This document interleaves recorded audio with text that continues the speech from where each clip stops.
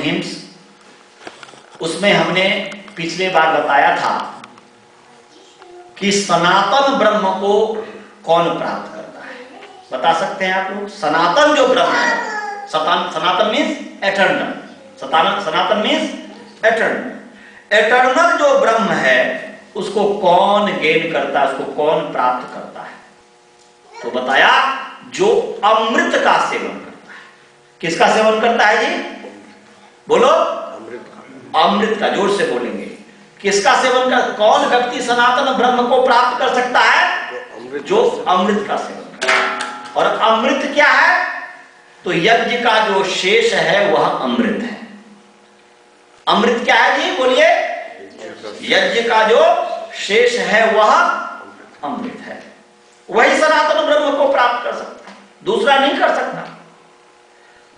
तो यज्ञ का शेष, यज्ञ हमने बताया पिछले बार, पूरी समरी दी थी कि 14 प्रकार का भगवान कृष्ण जो है यज्ञ कहते हैं, या प्राण कर्म को योगाग्नि में जब हम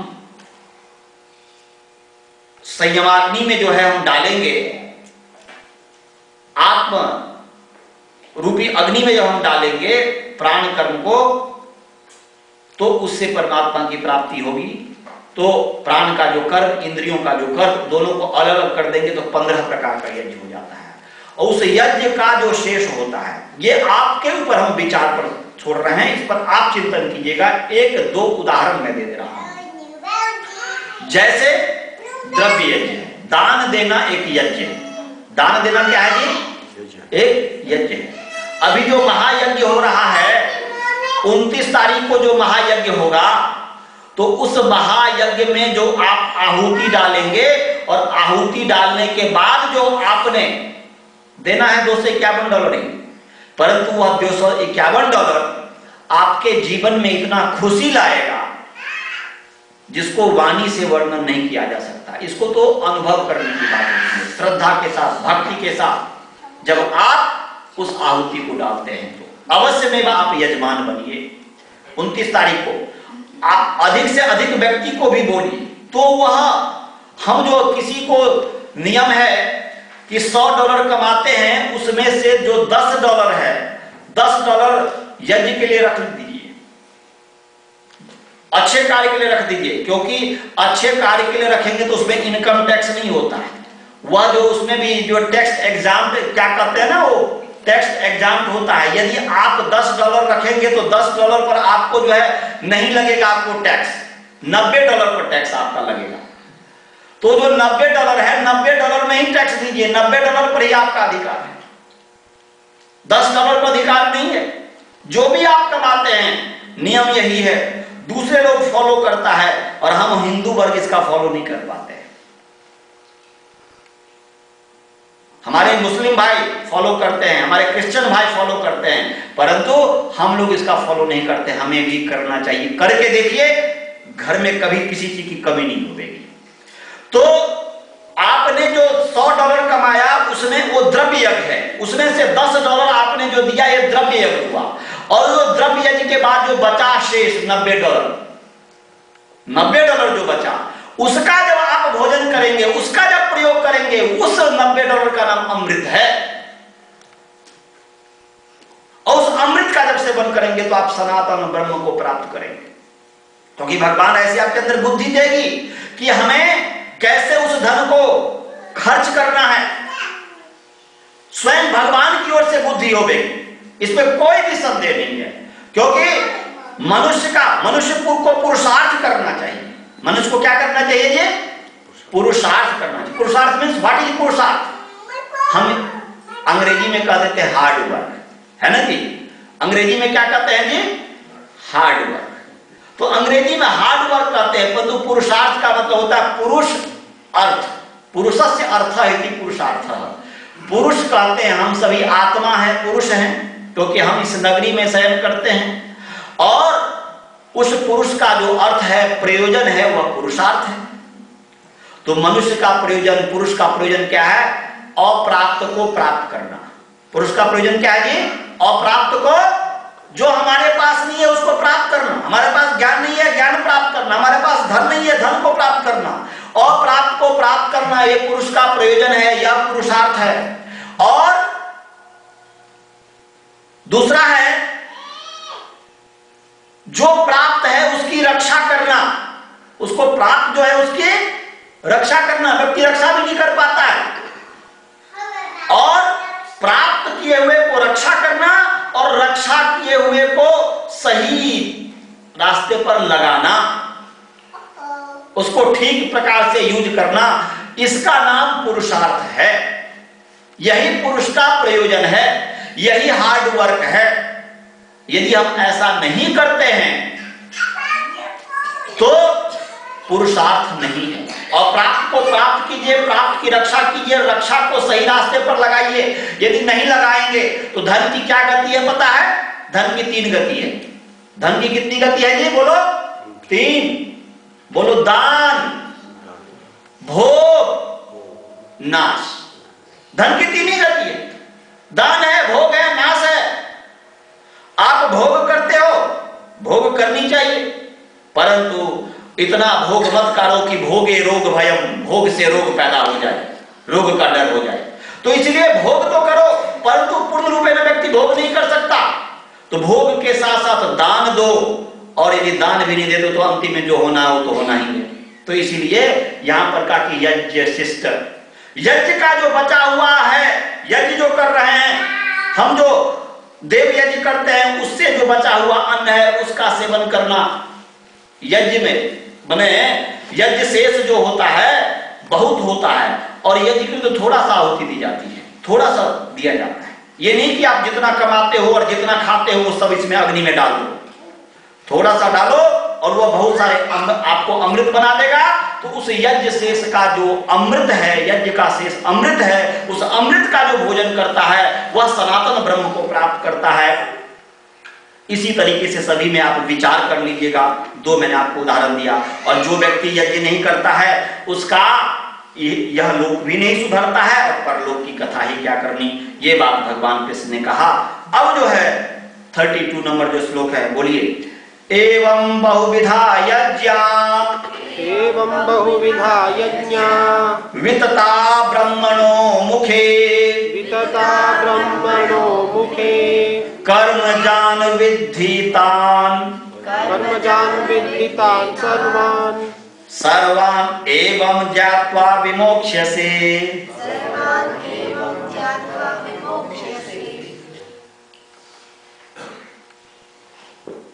इसमें ये बताया कि एवं बहुधा यज्ञा विदता ब्रह्मणो मुखे कर्मजान विद्धितान् सर्वान् एवं ज्ञात्वा विमोक्ष्यसे। ये कहना चाह रहे हैं कि जो व्यक्ति ये जो बहुविध जो यज्ञ है, बहुविध माने बहुत प्रकार के, जो मेनी टाइप्स ऑफ यज्ञ, जो 14 प्रकार का 15 प्रकार का जो यज्ञ बताया गया, भगवान कृष्ण ने बताया। ये यज्ञ जो है, ये यज्ञ का वर्णन है कहां? इस यज्ञ का वर्णन कहां है? भगवान कृष्ण कह रहे हैं क्या ये मेरी अपनी सोच है क्या? बोलते नहीं। ब्रह्मणो मुखे वितता, ये ब्रह्म के मुख में फैला हुआ है, ब्रह्म के मुख में विस्तृत रूप से यह इसको कहा गया है। उसमें तो केवल संकेत रूप में यहां पर कर रहे हैं। तो ब्रह्म क्या है? ब्रह्म कहते हैं वेद को। ब्रह्म किसको कहते हैं जी? वेद। ब्रह्म का अर्थ क्या है बोलिए? वेद। तो वेद का जो मुख है, मुख बने वाणी, मुख से हम खाते हैं ना जी। तो वेद का जो मुख है, वेद मुख जो है, वेद की जो वाणी है, वेद जो वाणी है, उस वेद वाणी में ये बहुविध प्रकार के जो यज्ञ हैं, अनेक प्रकार के यज्ञ हैं, इसका विस्तार से वेद में वर्णन किया गया है। विस्तार से वेद में ब्रह्म जो वेद, ब्रह्म रूपी जो वेद है उसमें वर्णन किया गया है। और फिर आगे करें, जिसको जानना है वह वेद को पढ़े। वेद, इसलिए भगवान दयानंद जी कहते हैं कि वेद सब सत्य विद्याओं का पुस्तक है। वेद का पढ़ना पढ़ाना और सुनना सुनाना सब आर्यों का, सब मानव का परम धर्म है, सब श्रेष्ठ व्यक्तियों का। आर्य का मतलब यहां पर आर्य समाजी नहीं। Arya means great man, gentleman, noble man, जो नोबल पुरुष है, ग्रेट पुरुष है, उसका नाम आर्य है। और क्योंकि अनार्य जो है, दुष्ट व्यक्ति है, वो तो सुनाएगा ही नहीं, अच्छा काम ही नहीं करेगा, तो श्रेष्ठ व्यक्ति ही तो करेगा। इसलिए करें कि Vedas are the scripture of all true knowledge. It is the क्या paramount duty of all Aryas to read them, teach them, decide them and hear them being read.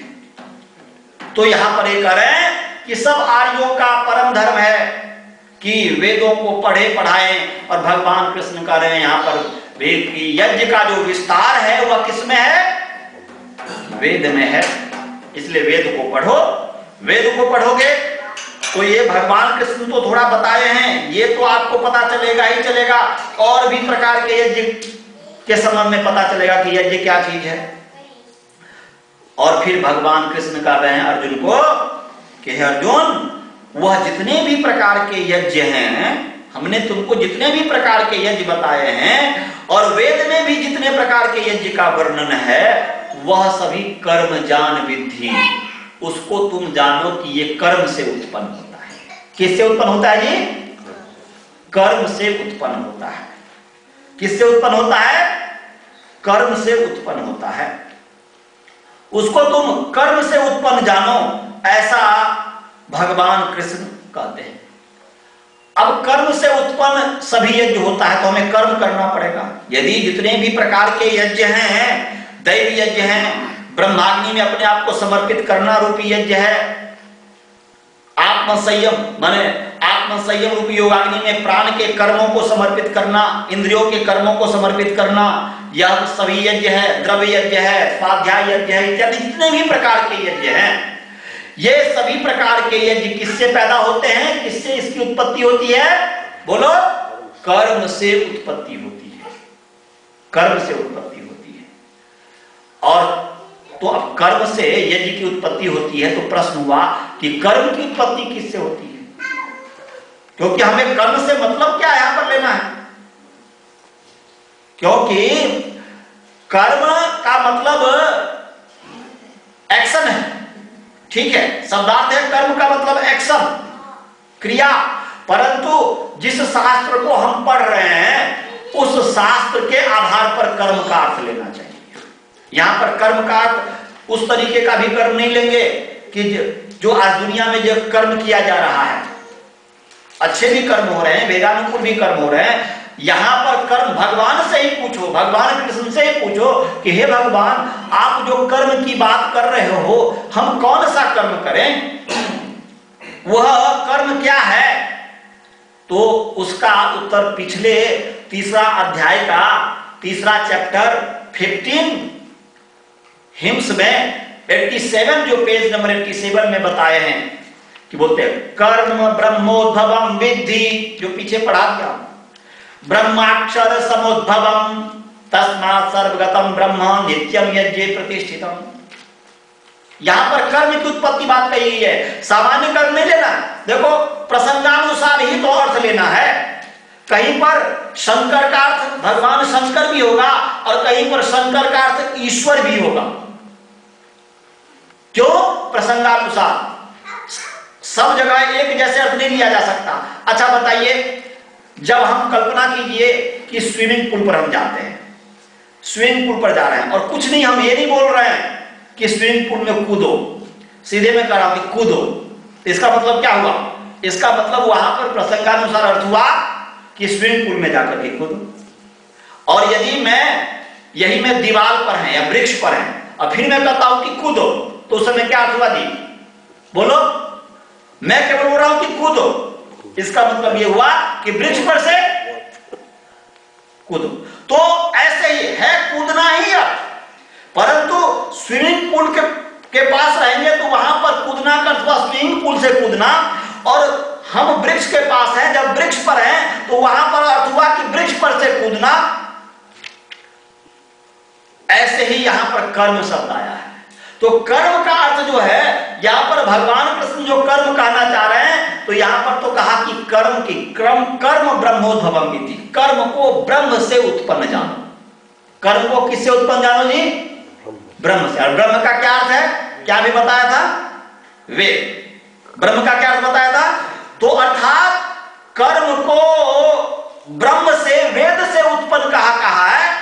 और फिर आगे कह रहे हैं कि ब्रह्माक्षर सब उत्पन्न, और ब्रह्म किससे उत्पन्न होता है, वेद। तो अक्षर जो है, नाश रहित जो अक्षर, न क्षीयते इति अक्षरम, न अक्षरम इति अक्षरम, जो अविनाशी इमोर्टल जो परमात्मा है, उससे ब्रह्म की उत्पत्ति हुई है। तो उससे कर्म की, उससे जो है वेद की उत्पत्ति हुई है। इसलिए कह रहे हैं कि तस्मा, जब कर्म जो है ब्रह्म से पैदा हुआ है, वेद से पैदा हुआ है, और ब्रह्म जो है अक्षर जो ब्रह्म परमात्मा है उससे उत्पन्न हुआ है, इसीलिए बोलते तस्मात् सर्वगतम ब्रह्म नित्यम यज्ञ प्रतिष्ठितम।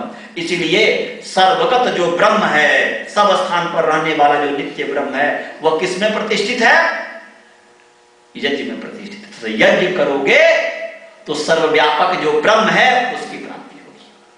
यहां पर यह कर तस्मा बोल रहे कि कर्म ब्रह्म से उत्पत्ति हुई है, और ब्रह्म जो है परमात्मा से उत्पत्ति, ब्रह्म की उत्पत्ति परमात्मा से हुई है। ब्रह्म का मतलब, बार बार मैं इसलिए कह रहा हूं कि ब्रह्म का मतलब ईश्वर नहीं समझ लीजिएगा। ब्रह्म का माने वेद की उत्पत्ति परमात्मा से हुई है। इसीलिए ये जो भी सब जगह परमात्मा है, उस सभी परमात्मा माने परमात्मा जो ओमनिशिएंट परमात्मा जो है, ओमनिपोटेंट जो परमात्मा है, वह यज्ञ में प्रतिष्ठित है, और वह उस यज्ञ को करेंगे तो उस परमात्मा की प्राप्ति होगी। तो यहां पर यही कह रहे हैं भगवान कृष्ण कि कर्मजान विद्धि, वह अर्थात वेदोक्त कर्म, कर्म का मतलब है वेदोक्त कर्म, वेदोक्त कर्म में से जो है इस यज्ञ की उत्पत्ति होती है। वेद में जो भी वर्णन है, वेदानुकूल जब हम कर्मों को करते हैं, तब जो है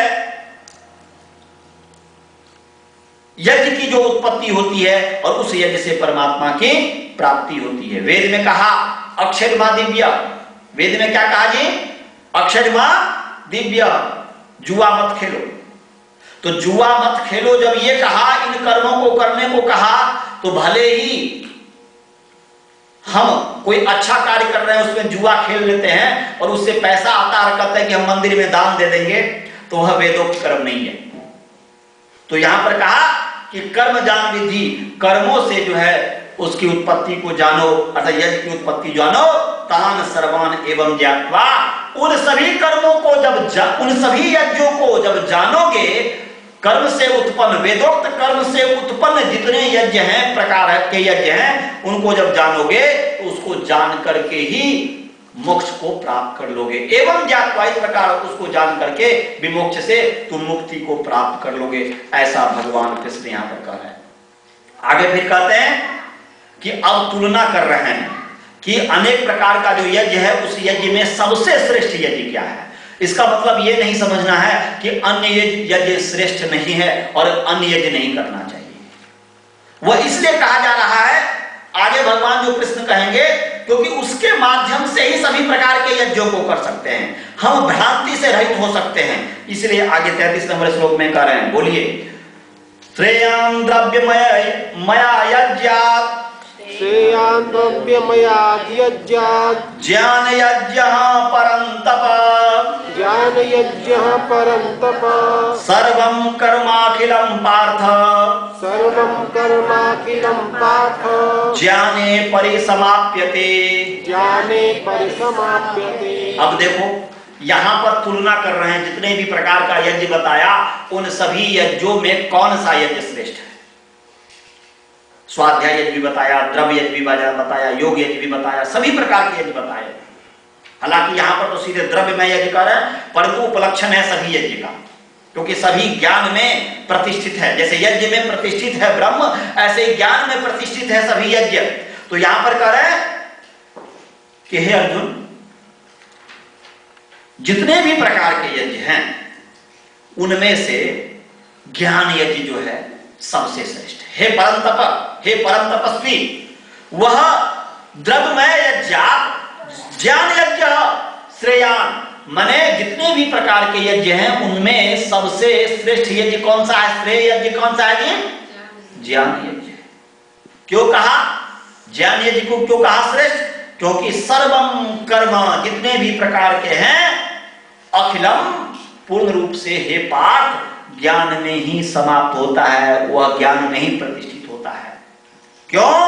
यदि ज्ञान नहीं होगा हमारे पास आज जितना भी संसार में अंध परंपराएं हैं, इतने जो संप्रदाय हैं, यह इसलिए हैं, इतने अंध परंपरा इसलिए है क्योंकि बेचारे के पास ज्ञान नहीं है। थोड़ा सा साधना किया, थोड़ी से कुछ किया, उससे कुछ लाभ हो गया, उसी से ही अपने आप को समझने लग जाता है, वह ज्ञान प्राप्त नहीं करता है। इसलिए भगवान कृष्ण कहते हैं कि ज्ञान यज्ञ श्रेष्ठ है। ज्ञान यज्ञ जब तक नहीं करोगे तब तक ऐसे ही भ्रांति में पड़े रहोगे, संसार में भटकते रहोगे, कर्म बंधन में रहोगे, दुख और सुख मिलता रहेगा। इसलिए यहां पर कह रहे हैं कि ज्ञान यज्ञ श्रेष्ठ है। कौन सा यज्ञ श्रेष्ठ है जी? और वैदिक टेम्पल कौन सा यज्ञ करता है? बोलो। ज्ञान यज्ञ करता है। ज्ञान यज्ञ, सभी यज्ञ करो, द्रव्य यज्ञ भी करो, योग यज्ञ भी करो, क्योंकि उसके बिना मोक्ष की प्राप्ति नहीं होगी। परंतु सब में श्रेष्ठ जो है ज्ञान यज्ञ है। ज्ञान यज्ञ करोगे तभी द्रव्य यज्ञ भी कर सकते हो, तभी जो है ब्रह्माग्नि में अपने आप को समर्पित भी कर सकते हो, तभी जो है आप जो है योग यज्ञ भी कर सकते हो, स्वाध्याय यज्ञ भी कर सकते हो। इसलिए कहा कि सर्वम अखिलम कर्म, जितने भी प्रकार के कर्म हैं, कर्म से उत्पन्न होता है यज्ञ, और जितने भी प्रकार के कर्म है वह सभी कर्म ज्ञान में ही परिसमाप्त होता है। इसलिए वेद को पढ़ो और पढ़ाओ। ज्ञान कहीं से भी मिले प्राप्त करो, ज्ञान नहीं प्राप्त करोगे तो मोक्ष नहीं मिलने वाला है। तो यहां पर भगवान कृष्ण ने कहा कि ज्ञान यज्ञ सबसे श्रेष्ठ है।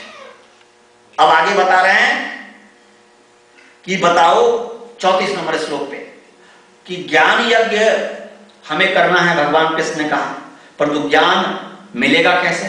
ज्ञान का साधन किससे होगा? ज्ञान मिलेगा कहां और किस तरीके से मिलेगा? इस चीज को हमें समझना चाहिए।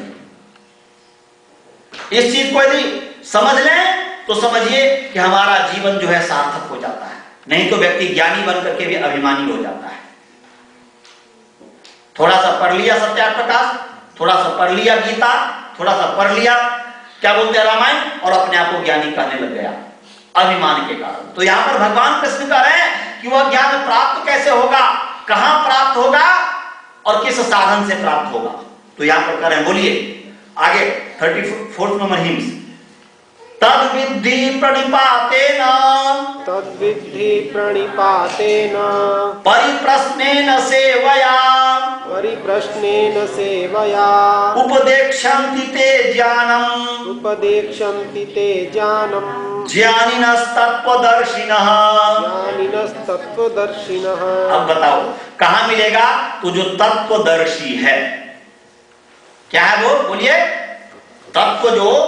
तत्व जो परमात्मा है, तत्व जो है, एलिमेंट्स को भी तत्व कह देते हैं। तत्व जो परमात्मा है, एलिमेंट्स है, किसी भी चीज का कोई भी एलिमेंट्स हो, वह तत्व जो है उसको जो जानने वाला, उसका जो दर्शन करने वाला, तो ज्ञानिना तत्वदर्शिना, तत्व को जो दर्शन करने वाला है, तत्व का जो प्रत्यक्ष करने वाला है, परमात्मा रूपी तत्व का, आत्मा रूपी तत्व का, प्रकृति रूपी तत्व का जो ज्ञान प्राप्त करने वाला है, प्रकृति रूपी तत्व का डॉक्टर, इंजीनियर, साइंटिस्ट, ये सब तत्वदर्शी है। परमात्मा रूपी तत्व के लिए योगी तत्वदर्शी हैं, विद्वान तत्वदर्शी है। वह विद्वान जो उस रास्ते पर चलता है, तो वह जो तत्वदर्शी जो विद्वान है, उससे ज्ञान को प्राप्त करो। किससे ज्ञान को प्राप्त करो? जो तत्वदर्शी है उससे ज्ञान को प्राप्त करो। परंतु उसे ज्ञान को प्राप्त कैसे करोगे? उसको ज्ञान प्राप्त करने का क्या साधन है कि जाओ और आचार्य जी पढ़ा दीजिए? नहीं, यहां पर है 3 चीज हमारे जीवन में अपनाना चाहिए। 3 साधन। पहले बताया प्रणिपात, किसी के पास जाते हो ज्ञान प्राप्त करने के लिए, यदि ज्ञान ही क्या, यदि हमें अभी हमें बहुत बड़ा यज्ञ करना है, वह द्रव्य में यज्ञ करना है। कौन सा द्रव्य में यज्ञ? हमें बिल्डिंग बनाना है, यह भी एक यज्ञ है, मंदिर है, और वह यज्ञ करना है। और उसके लिए हम धन किसी के पास मांगने के लिए जाते हैं, और वहां पर यदि वहां पर हमारे अंदर उसके सामने नम्रता ना हो, प्रणिपात ना हो, उसके प्रति रिस्पेक्ट ना हो, बल्कि हम अपशब्द बोल दें, तो क्या वह हमारा कार्य सिद्ध हो जाएगा? नहीं होगा। जब द्रव्यमय यज्ञ भी नहीं सिद्ध हो सकता तो ज्ञान यज्ञ कैसे सिद्ध हो सकता है? तो यहां पर बोल रहे हैं कि ज्ञान प्राप्त करना चाहते हैं तत्वदर्शी से, तो भगवान कृष्ण कहते हैं तुम्हारे अपने जीवन में प्रणिपात होना चाहिए। क्या होना चाहिए? हम्बलनेस होना चाहिए, नम्रता होनी चाहिए, उनको प्रणाम करो। यहां पर प्रणिपात देखो, कितने व्यक्ति कहते हैं पैर मत छुओ, यहां पर करें पैर छुओ। प्रणिपात, प्रणमामि, प्र उपसर्ग नी धातु है या प्र उपसर्ग नी उपसर्ग है, गलती में बोल दिया, पत धातु है, थोड़ा बोलना पड़ गया मुझे, व्याकरण क्षमा करेंगे। तो यहां पर प्र नी पत है, पूरे नम्रता के साथ झुको। ये जो अपने गुण को अपनाओगे तब जो है तत्वदर्शी तुम्हें ज्ञान देगा।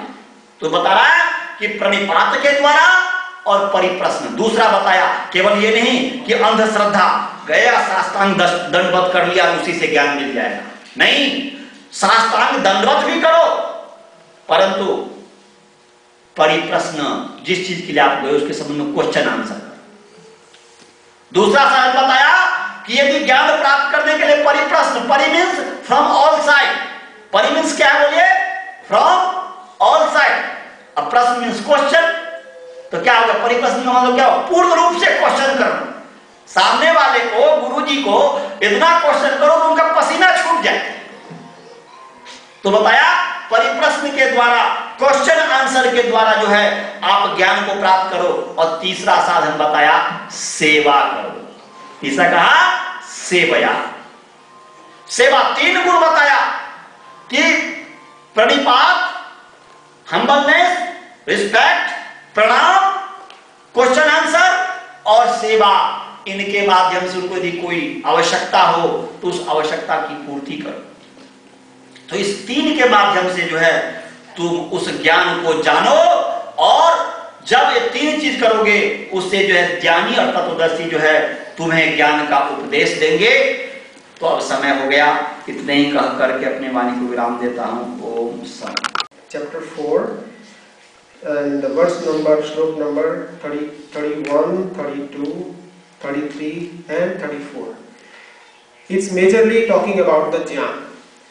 Jnana is the knowledge. That's what the best English translation I know. Any better translation you can let me know. The jnana is the knowledge. And initially he mentioned a couple of other things also, but I will start with one small example and with a question. What is the ultimate target or destination of a river? Sea. What is the ultimate destination of a human being? Sorry? Bliss, salvation. Salvation means getting rid of these births and deaths. Suppose I am, riding 10 floors, stairs, 10th floor. So my ultimate destination is 10th floor. The rule is here is that even if I make one mistake, I need to come back on the first floor and then go back again. So to reach that, so ultimately I have to reach there. And unless I reach there without making the only way to reach to that 10th floor is without making any mistake.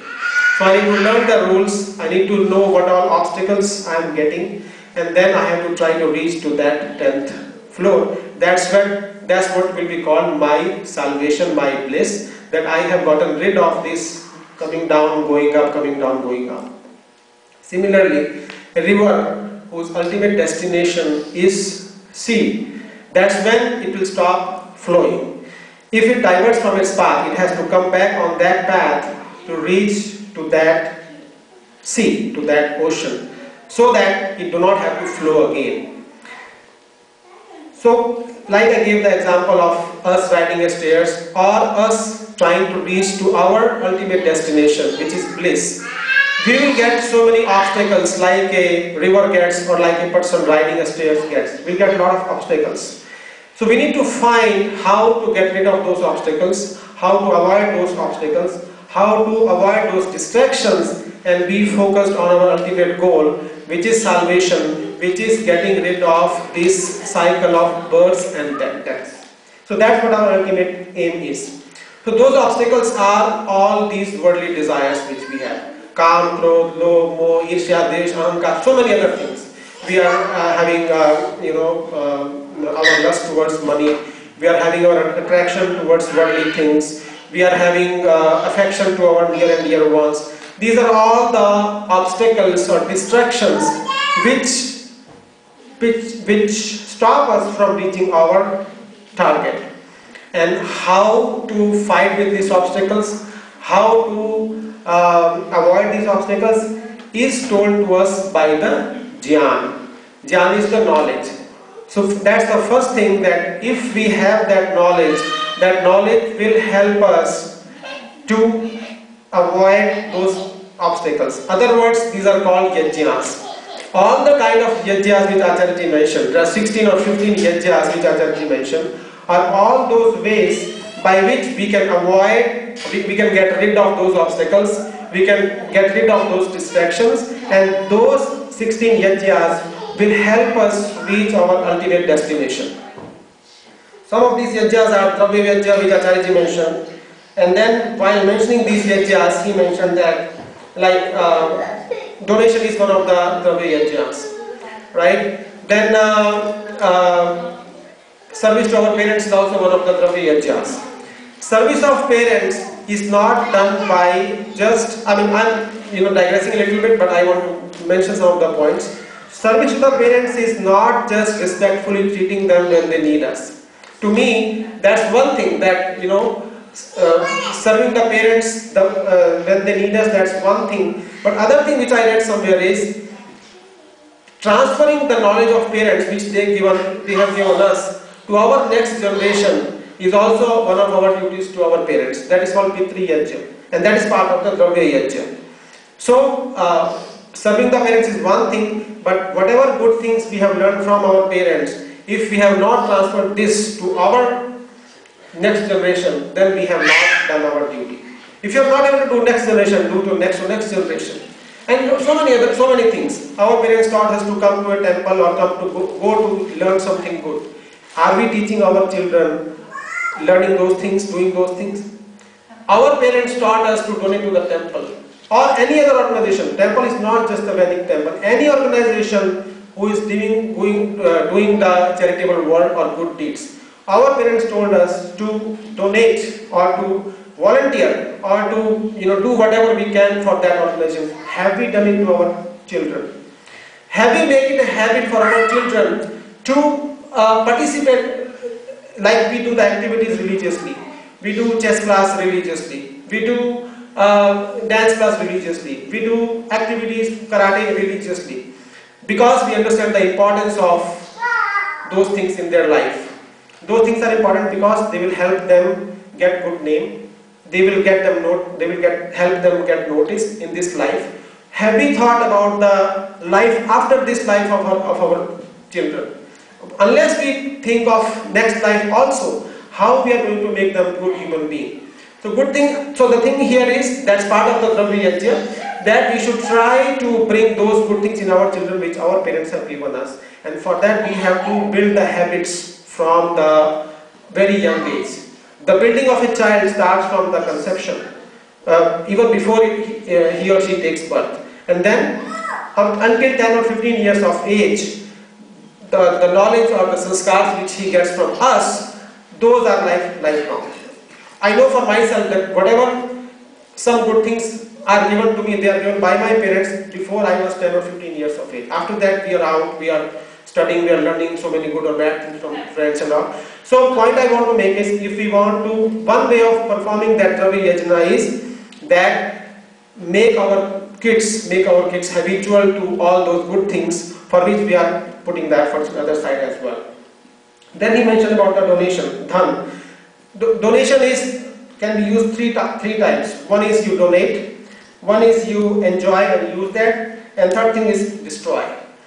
And when that dhan or anything becomes amrit or nectar is when we use part of that for the benefit of selfless and benefit of others. If we give our time for benefit of others without expecting anything back, that's the donation. If we give some money without expecting any name or any fame, that is donation. So all that becomes donation and nectar if it is done selflessly. So that is also part of the Dravya Yajna which Acharya ji mentioned. And then So these all yajnas are our path to achieve that salvation. And Dravya Yajna, Yoga Yajna, and then there are so many other yajnas which help us fight those obstacles, which help us fight those problems which we get. And then these yajnas are coming from karma. The source of yajna is karma, because unless we know, we will not be able to perform those yajnas. Even we can perform the ritual, but unless we know the meaning of what is the meaning of performing that yajna, we will not understand the importance of that. So that yajna comes from our deed, from our action. Yeah, yajna comes from action, and then that action has to come from our knowledge. Unless we have that knowledge, that's why he insisted on the jnana and the yajna. So the yajna comes from our action. Action is based on the knowledge which we have, and knowledge is Ved. Knowledge comes from the Ved. So the knowledge which we get it from the Ved, and Ved is the origin of the Ved is Brahma. That's why Acharya mentioned that anyone performing the yajna religiously, knowing the benefit of that is serving in the path of the Brahma, or trying to achieve the path of the Brahma. Now yajna is not this which we do just here. The real meaning of that is Agnihotra. Agnihotra means giving the oblation in the Agni. That is a small part of yajna. Yajna are different 16 types which Acharya mentioned. So that's how yajna is related to the God. First yajna, then action, then knowledge, and then the Ved, and then the God. And then Acharya mentioned to get that knowledge, that's 34th slok, that we should find a righteous person, a preacher or Acharya.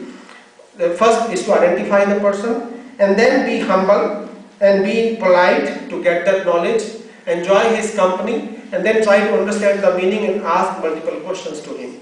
That's the right way of attaining the knowledge. And knowledge in this context is that knowledge which takes us to the bliss.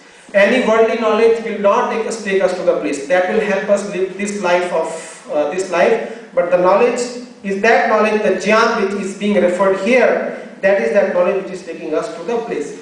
So to get that place, we have to have those three kinds of attributes which we will do.